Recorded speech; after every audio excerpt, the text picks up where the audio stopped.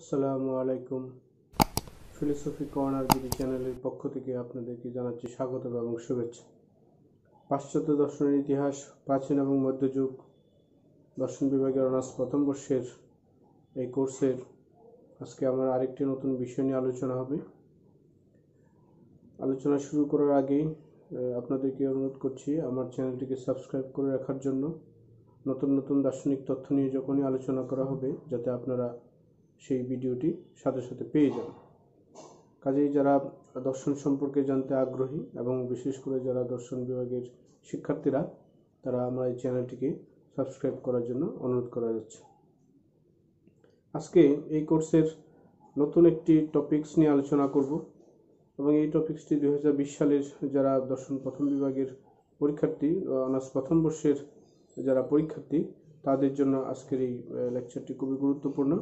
অবশ্যই তোমরা মনোযোগ সহকারে আজকের এই লেকচারটি শুনবে। তো আজকে আলোচনা করব এমন একজন দার্শনিক যাকে আমরা জ্ঞানের জগতে অন্যতম সেরা ব্যক্তি বলে জানি। তিনি হচ্ছেন দার্শনিক সক্রেটিস। সক্রেটিসের কথা শুনেন নাই এরকম মানুষ খুব কমই পাওয়া যাবে, যাকে আমরা বলি যে তার যে বিখ্যাত উক্তি নো দাই সেলফ, সেই হিসাবেও অনেকেই তাকে চিনে থাকেন। কিন্তু তার দর্শন সম্পর্কে হয়তো অনেকেই জানেন, আবার অনেকে হয়তো নাও জানতে পারেন। তো আজকে তার একটি দর্শন তথ্য নিয়ে আজকে আলোচনা করব, যেটি পরীক্ষার্থীদের জন্য এবং যারা জ্ঞান অনুসন্ধিৎস মানুষ তাদের জন্য একটি জ্ঞানের খোরাক হবে বলে আশা করি। তো যাই হোক, আর কথা না বাড়িয়ে মূল আলোচনায় চলে যাই।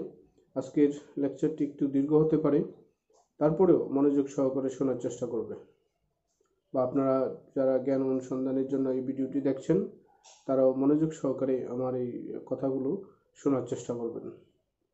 তো আজকে আলোচনা করব সক্রেটিসের জ্ঞান তথ্য, অর্থাৎ জ্ঞান কিভাবে উৎপত্তি হয়, জ্ঞানের সংজ্ঞা কী, জ্ঞান কীরকমভাবে উৎপত্তি হয় বা জ্ঞান কী, এই সংক্রান্ত আলোচনাই হচ্ছে সক্রেটিসের। এই সম্পর্কে সক্রেটিস যা বলেছেন, জ্ঞান সম্পর্কিত সক্রেটিসের যে আলোচনা, সেটি হচ্ছে সক্রেটিসের জ্ঞান তত্ত্ব। তো জ্ঞান তত্ত্বের আলোচনা করার আগে সক্রেটিসের যে জ্ঞান তত্ত্বের যে প্রেক্ষাপট, সেটি একটু আলোচনা করা দরকার। সেই হিসাবেই আজকে আলোচনা করছি যে প্লেটোর প্রথম দিকের যে ডায়ালগগুলো, আমরা জানি যে প্লেটোর একটি বিখ্যাত গ্রন্থ রয়েছে যেটাকে আমরা বলি প্লেটোর সংলাপ। আসলে সক্রেটিসের নিজের লেখা বা নিজের কোনো রচনা আমরা পাইনি, অর্থাৎ প্লেটো সক্রেটিস সম্পর্কে যা জানতেন সেটা প্লেটোর লিপিবদ্ধ করেছেন। এই জন্য প্লেটোর গ্রন্থেই সক্রেটিসের সম্পর্কে বিস্তারিত যা জানা যায় সেটি প্লেটোর রিপাবলিক গ্রন্থ থেকেই আমরা জেনে থাকি। তো প্লেটোর সেই প্লেটোর সংলাপ নামে যে রচনাটি রয়েছে, যে বইটি রয়েছে, সেখানে প্রথম দিকের যে ডায়ালগগুলো ছিল তার প্রায় সবগুলোকেই সক্রেটিসের ভাষ্য বলে মনে করা হয়। অর্থাৎ তার যে প্লেটোর সংলাপ গ্রন্থে তিনি যে প্রথম দিকের যে ডায়ালগগুলো নিয়ে এসেছেন, এই সবগুলোকে সক্রেটিসের ভাষ্য বলে অনেকে মনে করেন। এগুলো নৈতিক কথাবার্তা দিয়ে ভরপুর, অর্থাৎ তার প্রথম দিকে যে ডায়ালগগুলো ছিল এর বেশিরভাগই ছিল নৈতিক কথাবার্তা দিয়ে। যেমন চার্মিডেস এর মিথ্যাচার, তারপরে লাইসিসের বন্ধুত্বের এবং লিচেসের যে সাহসিকতার কথাগুলো সেখানে বলা হয়েছে।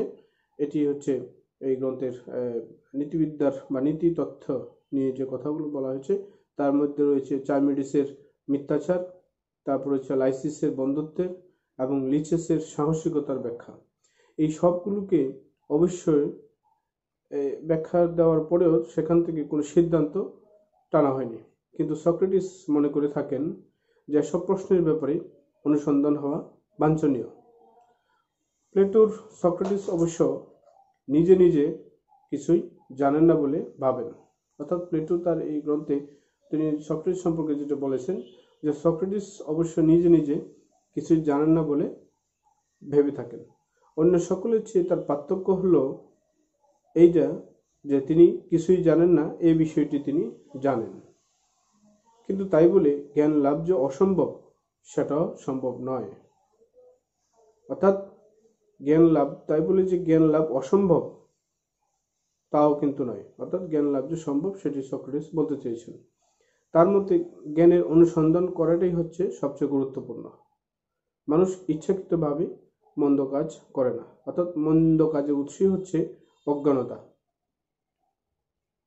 আমরা একটা কথা জানি যে জ্ঞানই হচ্ছে পুণ্য, অর্থাৎ জ্ঞান না থাকলে, অর্থাৎ সমস্ত পাপাচারের মূল উৎসই হচ্ছে অজ্ঞানতা।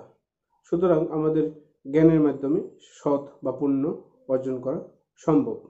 যার প্রেক্ষিতে আরেকজন দার্শনিক বলেছিলেন যে জ্ঞানই হচ্ছে সদ্গুণ, বা জ্ঞানই হচ্ছে পুণ্য, বা জ্ঞানই হচ্ছে সদ্গুণ। যাই হোক, এখন আমরা সক্রেটিসের জ্ঞান তথ্য তিনি কি বলতে চেয়েছেন সেটি আমরা আলোচনা করব।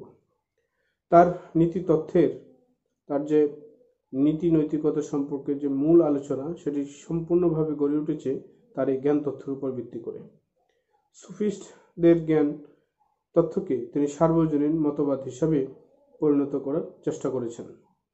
অর্থাৎ সুফিস্টরা জ্ঞান অর্জন সম্পর্কে যে কথাগুলো বলেছেন সেটি সার্বজনীনতায় পৌঁছতে পারেনি। এক্ষেত্রে সক্রেটিস এই সুফিস্টদের এই জ্ঞান অর্জনের যে পদ্ধতি বা জ্ঞান তথ্যকে সার্বজনীন একটি মতবাদে পরিণত করার চেষ্টা করেছেন। প্রত্যক্ষণের পরিবর্তে বুদ্ধিকে জ্ঞানের উৎস বলে মনে করেন। সুফিস্টরা মনে করতেন যে প্রত্যক্ষণের মাধ্যমেই জ্ঞানের উৎপত্তি হয়, অর্থাৎ জ্ঞান আসে প্রত্যক্ষণের সাহায্যে, অর্থাৎ আমরা যা দেখি তার মাধ্যমেই জ্ঞান উৎপন্ন হয়, যা দেখি না তার থেকে জ্ঞান হতে পারে না। কিন্তু তিনি বিশেষ করে সক্রেটিস তিনি সফিস্টদের এই মতবাদকে বর্জন করলেন, কারণ প্রত্যক্ষণ বা সংবেদনের মাধ্যমে সত্যতাকে নির্ণয় করার মাপকাঠি যদি আমরা ধরি তাহলে তার বস্তুগত সত্যতা বা সর্বজনগ্রাহ্য সত্যতা পাওয়া যাবে না। যেহেতু সংবেদন বা প্রত্যক্ষণ ব্যক্তিভেদে ভিন্ন হবে, সেজন্য তার যে অর্জিত জ্ঞান সেটি সার্বজনীনতায় নাও পৌঁছতে পারে বা সর্বজনগ্রাহ্য সত্যতা নাও হতে পারে। এই জন্যই তিনি সফিস্টদের এই যে জ্ঞানের উৎস প্রত্যক্ষণকে সক্রেটিস বর্জন করেছেন, কারণ এটা সর্বজনগ্রাহ্য হতে পারে না, যেহেতু প্রত্যক্ষণ ব্যক্তিভেদে কি হয়, ভিন্ন ভিন্ন হয়ে যায়। তিনি বলেন, অর্থাৎ সক্রেটিস বলেন যে জ্ঞান হতে হবে ধারণাগত। এখানে প্রশ্ন উঠতে পারে যে ধারণা তথ্য প্লেটোর মতবাদ, যা রিপাবলিক গ্রন্থে আলোচিত হয়েছে। আবার প্লেটোর প্রথম দিকের যে ডায়ালগ ফিডু এই ধারণা সম্পর্কেও আলোচনা করেছেন। অর্থাৎ তার যে আরেকটি গ্রন্থ রয়েছে ফিডু, সেখানেও এই ধারণা তত্ত্ব সম্পর্কে আলোচনা রয়েছে। তো ফিডুতে সক্রেটিস এবং পিথাগোরীয়রা যৌথভাবে ধারণা তত্ত্ব নিয়ে আলোচনা করেছিল। অর্থাৎ এখানে ফিডু এবং পিথাগোরিয়াস যে দার্শনিক সম্প্রদায় রয়েছে তারাও এই ধারণা তত্ত্ব নিয়ে আলোচনা করেছেন। তো ফিডু প্লেটোর প্রথম দিকে রচনা হওয়ায় ধারণা তত্ত্ব সক্রেটিসের সৃষ্টি বলে মনে হয়ে থাকে। আর যেহেতু প্লেটোর সমস্ত রচনাই সক্রেটিসকে কেন্দ্র করে, এই যে আর প্রথম দিকের রচনা যেহেতু ফিডু, সেজন্য সেখানে যেহেতু ধারণা নিয়ে আলোচনা করেছে, কাজেই সক্রেটিসকে ধারণা তত্ত্বের জনক বলা যেতে পারে, বা ধারণা তত্ত্বের প্রথম সূচনাটি হয়েছিল এই সক্রেটিসের হাত ধরেই। এই জন্যই ফিডু যে প্লেটোর প্রথম দিকের যে রচনা, সেখানে ধারণা তত্ত্ব সক্রেটিসের সৃষ্টি বলে অনেকেই মনে করে থাকেন। আর পিথাগোরীয়রা ধারণা তত্ত্ব নিয়ে আলোচনা করায় প্রমাণিত হয় যে এটি দ্বারা প্লেটো প্রভাবিত হয়েছেন। অর্থাৎ পিথাগোরিয়ানরাও যে ধারণা তত্ত্ব নিয়ে আলোচনা করেছেন, এটির দ্বারাও প্লেটো প্রভাবিত হয়েছেন বলে মনে করে থাকেন। প্রশ্ন হলো, সক্রেটিস কেন সফিস্টদের জ্ঞান মতবাদকে বর্জন করলেন? কারণ সফিস্টদের জ্ঞান মতবাদের সংবেদনের উপর নির্ভরশীল। যেটা আগেই বলেছি যে সফিস্টরা জ্ঞান উৎপত্তির ক্ষেত্রে সংবেদন বা প্রত্যক্ষণের উপর নির্ভরশীল ছিলেন। আমরা জানি যে প্রত্যক্ষণ এবং সংবেদন ব্যক্তিভেদে কি হয়ে যায়, পৃথক হয়ে যায় এবং পৃথক হতে বাধ্য। অর্থাৎ বিশেষ সংবেদনের মাধ্যমে বিশেষ বিশেষ বস্তুকে জানা যায়, আর এই বিশেষ বস্তুর জ্ঞানকে প্রত্যক্ষণগত জ্ঞান বলা হয়ে থাকে, অর্থাৎ পারসেপশনাল নলেজ বলা হয়ে থাকে। অর্থাৎ বিশেষ বিশেষ জ্ঞানকে প্রত্যক্ষণজনিত জ্ঞান বলা হয়ে থাকে। আর প্রত্যক্ষণ জনিত যে জ্ঞান সেটি ব্যক্তিভেদে কি হয়ে যায়, ভিন্ন হয়ে যায়, পৃথক হয়ে যায়। আর এই জন্যই এখানে বস্তুগত সত্যতা পাওয়া যায় না। ফলে সর্বজনগ্রাহ্য মতবাদ পৌঁছানো সেখানে সম্ভব হয় না, কারণ ব্যক্তিভেদে সেটি ভিন্ন ভিন্ন হয়ে যায়। কাজেই সার্বজনীন জ্ঞান হতে হলে প্রত্যক্ষের উপর আমরা নির্ভর করতে পারি না। কাজেই আবার এখানে একটি প্রশ্ন উঠে যে কিভাবে আমরা সর্বসম্মত জ্ঞান মতবাদে পৌঁছতে পারি। যেহেতু সর্বসম্মত না হলে সেটিকে বস্তুগত সত্যতা বলা যাবে না, তাহলে স্বাভাবিক প্রশ্ন আসে যে কিভাবে তাহলে আমরা একটি সর্বজনীন বা সর্বসম্মত বা সর্বজন গ্রাহ্য একটি জ্ঞান মতবাদে পৌঁছাতে পারি। এক্ষেত্রে সক্রেটিস বলেছেন যে প্রত্যয়গত জ্ঞানই হচ্ছে সার্বিক জ্ঞান, অর্থাৎ কনসেপচুয়াল, অর্থাৎ ধারণাগত জ্ঞানই হচ্ছে একটি সার্বিক জ্ঞান। অর্থাৎ ধারণাগত জ্ঞান যখন আসবে তখন সেটিকে একটি সার্বিক জ্ঞান বলা যেতে পারে। অর্থাৎ সকল জ্ঞানই হচ্ছে প্রত্যয়লব্ধ, অর্থাৎ all knowledge is knowledge through concepts, অর্থাৎ ধারণার মাধ্যমে যে জ্ঞান অর্জন হয় সেই জ্ঞানটি হচ্ছে সার্বিক জ্ঞান। এই জন্যই এই বলা হয়ে থাকে যে সকল জ্ঞানই হচ্ছে প্রত্যয়লব্ধ জ্ঞান, এবং এই জ্ঞানটি হচ্ছে সার্বিক জ্ঞান। আর এটি হলো সক্রেটিসের জ্ঞান মতবাদের মূল কথা। তাহলে প্রত্যয় কি, যে উনি যে বলেছেন যে প্রত্যয়গত জ্ঞানই হচ্ছে সার্বজনীন জ্ঞান, তাহলে প্রশ্ন আসে যে প্রত্যয় কি, এটি কিভাবে গঠন করা হয়।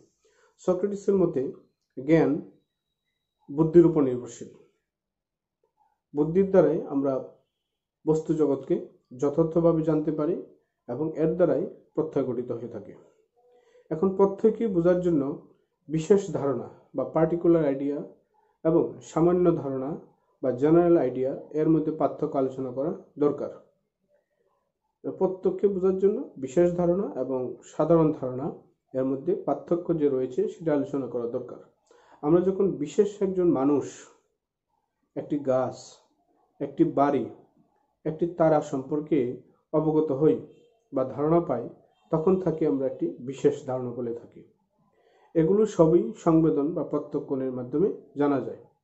আবার যখন বিশেষ ব্যক্তি, বস্তু বা জন্তুকে না বুঝিয়ে ওই শ্রেণীর সকলকে বোঝায়, তখন তাকে সামান্য ধারণা বলা হয়ে থাকে। আর এই সামান্য ধারণা হচ্ছে বিশেষের সমগ্র শ্রেণী সম্পর্কে প্রযোজ্য। যেমন সক্রেটিস মরণশীল, এ কথাটা যদি আমরা বলি তাহলে এখানে ব্যক্তি সক্রেটিসকে বোঝায়। কিন্তু যদি আমরা বলি সকল মানুষ মরণশীল, এ কথাটা যদি আমরা বলি তাহলে এখানে ব্যক্তি মানুষকে না বুঝিয়ে সকল মানুষকেই বা সকল মানুষ জাতিকেই সেখানে বোঝানো হয়েছে।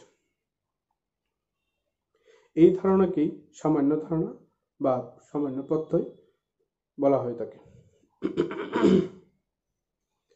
যেমন এই ধারণাকে সামান্য ধারণা বা প্রত্যয় ধারণা বলে একথা চেয়ার, টেবিল, গাছপালা, ঘরবাড়ি, গরু, ছাগল ইত্যাদির ক্ষেত্রে প্রযোজ্য। অর্থাৎ সকল শ্রেণীর নামই সামান্য ধারণা বা প্রত্যয়গত ধারণা। সামান্য ধারণা গঠন একটি মানসিক প্রক্রিয়া, এবং এই প্রক্রিয়া কোনো একটা বিশেষ শ্রেণীর সাধারণ এবং আবশ্যিক গুণাবলীগুলিকে একত্রিত করে এবং সেসব গুণের মধ্যে পার্থক্য দেখা যায়, এবং এইসব গুণের ক্ষেত্রে যে সমস্ত পার্থক্যগুলো দেখা যায় সেগুলোকে বর্জন করে একটা সামান্য বা একটা কম্বাইন্ড বা জেনারেল একটি ধারণা গঠন করা হয়। যেমন ঘোড়া বিভিন্ন বর্ণের হয় বলে ঘোড়া সাদা একথা আমরা বলতে পারি না, কিন্তু ঘোড়া মেরুদণ্ডী প্রাণী বা ঘোড়া মেরুদণ্ডী একটি জীব, সহজেই এটা আমরা বলতে পারি, কারণ সকল ঘোড়াই মেরুদণ্ডে সম্পন্ন। ঘোড়া মেরুদণ্ডী প্রাণী, এক্ষেত্রে সকল ঘোড়াই এর একটি সাধারণ গুণটি ধারণ করে থাকে। প্রশ্ন হলো সামান্য ধারণা কিভাবে গঠন করা যায়। বুদ্ধি হলো প্রত্যয় বা সামান্য ধারণার ধী শক্তি বা কার্যক্ষমতা, অর্থাৎ এই সামান্য ধারণার মূল উৎপত্তিটি হচ্ছে বুদ্ধির মাধ্যমে। আমরা মনে করি বুদ্ধির দ্বারা যুক্তি দেওয়া হয়ে থাকে এবং এক বা একাধিক যুক্তিবাক্য থেকে একটি সিদ্ধান্ত টানা হয়ে থাকে। কিন্তু একটু তলিয়ে দেখলে দেখা যায় যে সকল যুক্তি সামান্য ধারণা বা প্রত্যয় গঠনে সাহায্য করে, আবার সকল যুক্তি অবরোহ বা আরোহ যে কোনো পদ্ধতি হতে পারে। কাজে আমরা এখানে দেখতে পাচ্ছি যে দুটি পদ্ধতির সাহায্যে আমরা যুক্তিগুলো দিয়ে থাকি, আর এই যুক্তিগুলো আসে এই বুদ্ধির মাধ্যমে। এখন আমরা এই যে তার যে যুক্তি সম্পর্কে যে দুটি পদ্ধতির কথা বলেছেন সেটি নিয়ে আলোচনা করব। প্রথমে আমরা আসি আরোহ যুক্তি বা পদ্ধতি। আরোহ পদ্ধতিতে প্রত্যয় গঠন করা যায় এবং এই পদ্ধতিতে আমরা কি করি, বিশেষ ঘটনা থেকে সামান্য ধারণা গঠন করা হয়ে থাকে। অর্থাৎ বিশেষ ঘটনা থেকে একটি সাধারণ নিয়ম প্রতিষ্ঠা করা হয় বলে সিদ্ধান্ত সেখানে ব্যাপকতর হয়ে থাকে। ধরা যাক মানুষ প্রত্যয় গঠন করতে হবে, অর্থাৎ মানুষের একটি প্রত্যয় গঠন করতে হবে। পৃথিবীতে রহিম, করিম, যদু, মধু, সক্রেটিস, অ্যারিস্টটল, প্লেটো এরকম বহু মানুষ আছে, কিন্তু মানুষের মধ্যে গুণগত পার্থক্য রয়েছে। যেমন কেউ লম্বা, কেউ বেঁটে, কেউ ধৈর্যশীল, কেউ অধৈর্যশীল, কারো রং কালো আবার কারো রং সাদা। এই যে বৈসাদৃশ্যমূলক গুণগুলো, এগুলোকে একত্রিত করে আমরা কি করতে পারি না, মানুষের প্রত্যয় গঠন করতে পারি না। মানুষের প্রত্যয় আরোহ পদ্ধতিতে গঠন করা যায়। যেমন এ পদ্ধতিতে বিশেষ বিশেষ মানুষকে পর্যবেক্ষণ করে আমরা একজনকে অপরের সাথে তুলনা করে মানুষের সাধারণ গুণটি আমরা কি করতে পারি, নির্ণয় করতে পারি, আর আমরা সামান্য ধারণায় উপনীত হতে পারি। সাধারণ গুণের ভিত্তিতে একটা শ্রেণীর নাম দেওয়া যেতে পারে। যেমন মানুষের ক্ষেত্রে অন্যান্য গুণের পার্থক্য থাকলেও তাদের মধ্যে যে জীববৃত্তি এবং বুদ্ধিবৃত্তি রয়েছে তা সকল মানুষের মধ্যেই সেটি বিদ্যমান। অতএব আমরা উপরোক্ত আলোচনা থেকে এই সিদ্ধান্তে আসতে পারি যে সকল মানুষই হচ্ছে বুদ্ধিবৃত্তি সম্পন্ন জীব। এটি হচ্ছে তার আরোহমূলক যুক্তি, বা কিভাবে এই আরোহ পদ্ধতির সাহায্যে কিভাবে প্রত্যয় গঠন করা যায় তার একটি আলোচনা। তার আরেকটি আলোচনার পদ্ধতি রয়েছে, যুক্তির কিভাবে আসে বা প্রত্যয় কিভাবে গঠিত হয় সে সম্পর্কে তার আরেকটি পদ্ধতির কথা তিনি বলেছেন, সেটি হচ্ছে অবরোহ যুক্তি বা পদ্ধতি। এই পদ্ধতিতে আরোহ পদ্ধতির বিপরীত, অর্থাৎ আগে যেটি বলেছিলাম যে আরোহ পদ্ধতির বিপরীতটাই হচ্ছে অবরোহ পদ্ধতি। আর আরোহ পদ্ধতি কোনটা ছিল, বিশেষ বিশেষ ঘটনাকে কেন্দ্র থেকে একটা সার্বিক বা সাধারণ ধারণায় গমন করা, সেটি হচ্ছে আরোহ। আর অবরোহ হচ্ছে যে সাধারণ থেকে বিশেষের দিকে গমন করা। অর্থাৎ এই পদ্ধতিতে আরোহ পদ্ধতির সামান্য ধারণাকে বিশেষ বিশেষ ক্ষেত্রে প্রয়োগ করা হয়ে থাকে। যেমন মানুষ বুদ্ধিবৃত্তি সম্পন্ন জীব, উক্ত সামান্য ধারণাটিকে অবরোহ পদ্ধতিতে বিভিন্ন ব্যক্তির ক্ষেত্রে প্রয়োগ করে সত্যতা যাচাই করে দেখা যায়। রহিম বুদ্ধিবৃত্তি সম্পন্ন জীব, এক্ষেত্রে বিচার্য হচ্ছে যে রহিম আসলে মানুষ কিনা। যদি রহিম মানুষ হয় তবে সে অবশ্যই বুদ্ধিবৃত্তি সম্পন্ন জীব হবে। আরোহ পদ্ধতিতে আমরা সাধারণ ধারণা বা প্রত্যয় গঠন করি এবং অবরোহ পদ্ধতিতে সাধারণ ধারণা বাস্তবে প্রয়োগে করে থাকে বা বিচার করে থাকে। দুটি ক্ষেত্রে কিন্তু বুদ্ধি আমাদের সহায়তা করে। আর সক্রেটিস এই দুটি পদ্ধতিতেই প্রতিদিন আলোচনা চালাতেন। সক্রেটিস ডায়ালেকটিক বা কথোপকথন পদ্ধতি ব্যবহার করেছেন, যার ব্যাখ্যা আমরা আগেই আলোচনা করেছি। তার মতে যে বিষয়ের জ্ঞান লাভ করতে হবে তার সম্পর্কে সামান্য ধারণা থাকতে হবে। যেমন সত্যতা সম্পর্কে জ্ঞান পেতে হলে সত্যতার সামান্য ধারণা আমাদের লাভ করতে হবে। সৌন্দর্য সম্পর্কেও একই কথা প্রযোজ্য, অর্থাৎ পৃথিবীতে যত সুন্দর জিনিস আছে সেগুলো সৌন্দর্য নামক সামান্য ধারণার সাথে বিশেষ বিশেষ উদাহরণ মাত্র, অর্থাৎ সেই সামান্য ধারণার একটি উদাহরণ মতো হচ্ছে পৃথিবীতে যত সুন্দর সুন্দর জিনিসগুলো রয়েছে। এই সুন্দর জিনিসের এই যে বিশেষ বিশেষ উদাহরণ থেকে আমরা বুদ্ধির সাহায্যে সৌন্দর্যের ধারণাটা পেয়ে থাকি। আর এই সামান্য ধারণা পেলে আমরা সৌন্দর্য সম্পর্কে যে জ্ঞান সেটা আমরা লাভ করতে পারি, এবং সেই জ্ঞানটি অবশ্যই সত্য হবে। এতক্ষণে আমরা দেখলাম যে সক্রেটিস জ্ঞানকে প্রত্যয় নির্ভর করে বুদ্ধিকে জ্ঞানের সাথে জড়িয়ে ফেলেছেন, অর্থাৎ জ্ঞান লাভ বুদ্ধি ছাড়া সম্ভব নয়। এক্ষেত্রে আমরা তো একটি সিদ্ধান্ত আসতে পারি যে জ্ঞানের ক্ষেত্রে তিনি বুদ্ধির আশ্রয় নিয়েছেন, অর্থাৎ তাকে সেই হিসাবে একজন বুদ্ধিবাদী দার্শনিকও বলা যেতে পারে। এখানেই সফিস্টদের সাথে সক্রেটিসের আরেকটি বড় পার্থক্য। সফিস্টরা মনে করে যে সংবেদন হচ্ছে জ্ঞান লাভের একটি মাপকাঠি, এবং এই মাপকাঠিতে বস্তুগত সত্যতার ভিত নষ্ট হয়ে যায়। প্রতিটি ব্যক্তির ইন্দ্রিয় সংবেদন সত্য ব্যক্তি নিরপেক্ষ কোনো সত্য লাভ সম্ভব নয়, অর্থাৎ ব্যক্তিভেদে সেটি ভিন্ন ভিন্ন হয়ে যায়। ব্যক্তি যা ভাবে তাই সত্য হয়ে দাঁড়ায়, আর এটি হচ্ছে সফিস্টদের একটি ধারণা। আর যেহেতু সংবেদন বিশেষের সাথে যুক্ত, সেহেতু সক্রেটিস এই মাপকাঠিকে বর্জন করেছেন এবং বুদ্ধিকে মাপকাঠি হিসাবে বেছে নিয়েছেন। অর্থাৎ বুদ্ধি মানুষের সার্বিক উপাদান বা শক্তি, জ্ঞানকে বুদ্ধির উপর নির্ভর করলে বস্তুগত সত্যতা প্রতিষ্ঠিত হয়। তাই বুদ্ধি নির্ভর জ্ঞান সকলে মানতে বাধ্য হয়ে থাকে। এখন আমরা তার যে সাধারণ ধারণা বা প্রত্যয় এবং সংজ্ঞা, এই সম্পর্কে কিছু আলোচনা করব।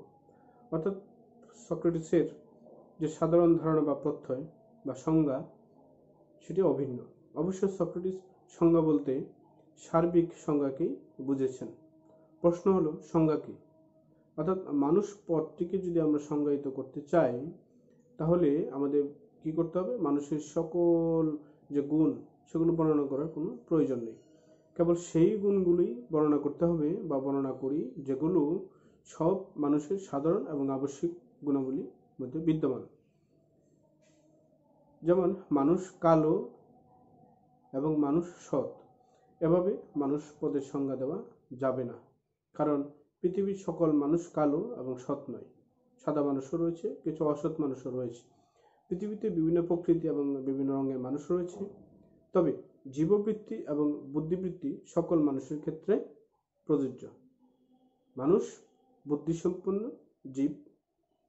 এভাবে মানুষ পদের সংজ্ঞা দিতে গেলে সার্বিকভাবে একটি গ্রহণযোগ্য হবে। প্রত্যয়ের মতো বা ধারণার মতো সাধারণ সংজ্ঞায়, এই সংজ্ঞার মধ্যেও সাধারণ এবং আবশ্যকীয় গুণগুলো নেওয়া হয়ে থাকে। প্রকৃতপক্ষে সংজ্ঞা প্রত্যয়ের একটি বর্ণনা। অর্থাৎ সংজ্ঞা হচ্ছে এই যে ধারণার কথা তিনি বলেছেন, সেই ধারণার একটি বর্ণনা। সংজ্ঞার দ্বারা আমরা কি করতে পারি? বস্তুগত সত্যতা নির্ণয় করতে পারি। মানুষ পদের সংজ্ঞা পদকে বিচার করে আমরা বলতে পারি যে কোনটি মানুষ। সংজ্ঞায় ব্যক্তিগত আবেগ অনুভূতির কোনো স্থান সেখানে থাকে না। ঠিক তেমনিভাবে প্রত্যয় বা সংজ্ঞার কোনো পরিবর্তনও নেই। বিশেষ বিশেষ জিনিস পরিবর্তনশীল হলেও সংজ্ঞা অপরিবর্তনীয়। সংজ্ঞার বৈজ্ঞানিক জ্ঞানের আদি এবং অন্ত, অর্থাৎ সংজ্ঞার মাধ্যমে বৈজ্ঞানিক জ্ঞান শুরু হয় বা বৈজ্ঞানিক জ্ঞান এই সংজ্ঞার মাধ্যমে সেখানে হয়ে থাকতে পারে। এর দ্বারা যথার্থ জ্ঞান লাভ করা সম্ভব হয়। এই জন্য অ্যারিস্টটল সক্রেটিসকে আরোহ পদ্ধতির এবং সংজ্ঞা নির্মাণ পদ্ধতির আবিষ্কারকও বলেছেন। এই হচ্ছে সক্রেটিসের বিখ্যাত জ্ঞান তত্ত্ব, অর্থাৎ থিওরি অফ নলেজ। অর্থাৎ তিনি জ্ঞান বলতে বস্তুগত এবং নিরপেক্ষ জ্ঞান বুঝেছেন। এই প্রকার জ্ঞান বস্তু, ব্যক্তি বা জীবের প্রত্যয় ছাড়া আর কিছু না। অর্থাৎ সক্রেটিসের যে জ্ঞানের কথা বলেছেন, সেই জ্ঞানটি ব্যক্তি, বস্তু বা জীবের একটি সাধারণ ধারণা ছাড়া আর কিছু নয়। অর্থাৎ তিনি যে প্রথমেই বলেছেন যে জ্ঞান হচ্ছে একটি ধারণাগত বিষয়। অর্থাৎ কেমন ধারণা? ব্যক্তি বিশেষের ধারণা নয়, সব কিছুরই একটি সার্বিক বা সামান্য ধারণার মাধ্যমেই যে জ্ঞান, সেটি হচ্ছে প্রকৃত জ্ঞান। আর এটি হচ্ছে সক্রেটিসের জ্ঞান তত্ত্ব আলোচনা। তো আশা করি মনোযোগ সহকারে দু একবার লেকচারটি শুনলে তোমাদের আর কোনো সমস্যা হবে না। আর যারা শিক্ষার্থী, পরীক্ষার্থী যারা, তারা এই আমার লেকচারটির সাথে অন্যান্য বিষয়ের সাথে মিলিয়ে একটা নোট করে লিখলে আশা করি এখান থেকেও তোমরা ভালো নাম্বার পেতে পারো। তো আজকে এই পর্যন্তই। খোদা হাফেজ। পরবর্তীতে অন্য একটি বিষয় নিয়ে আলোচনা করব।